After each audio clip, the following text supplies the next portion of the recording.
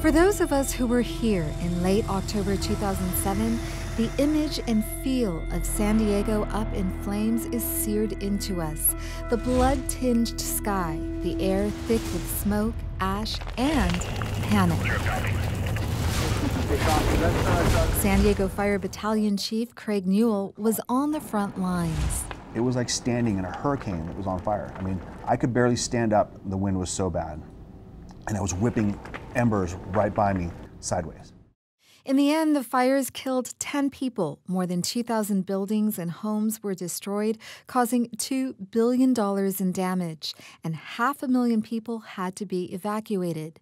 To help ensure the region doesn't see a repeat, the San Diego Fire Department has created an arsenal of data and technology.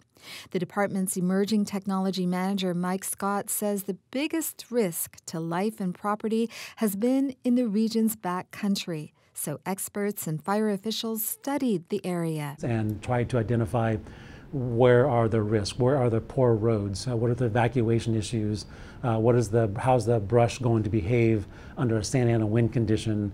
If you can go out there and go, okay, we know this area, Cowles Mountain or something like that, we expect the fire, if it started here, would move this direction, and here's the homes at risk.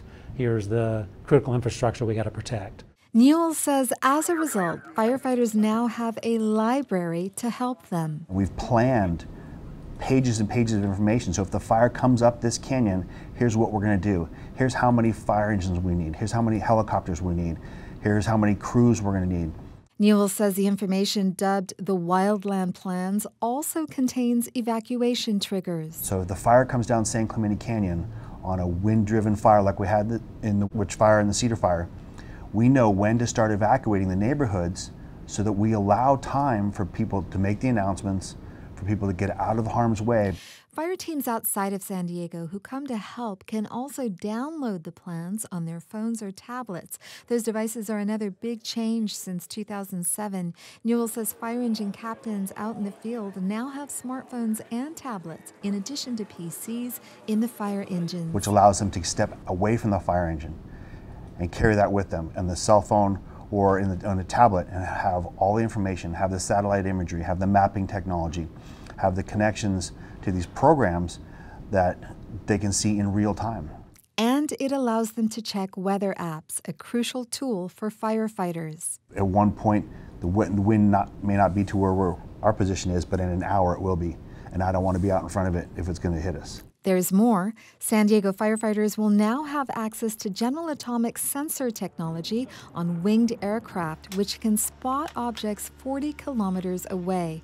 The technology has previously only been available to the military for wars, according to CEO Lyndon Blue. The sensor payloads that we're talking about are, on the one hand, video payloads that are based on optical wavelength that you can see with your eyes.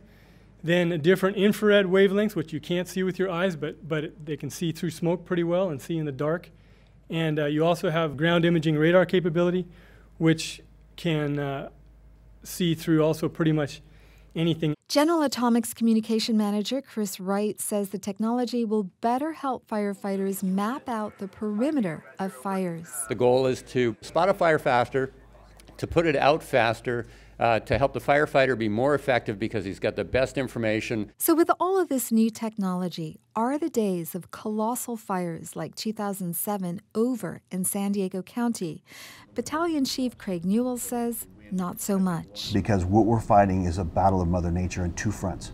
One of the accumulation of fuels on the ground and they're drying out due to drought. And the other part is the wind or the weather that's driving the fire. Amita Sharma, KPBS News.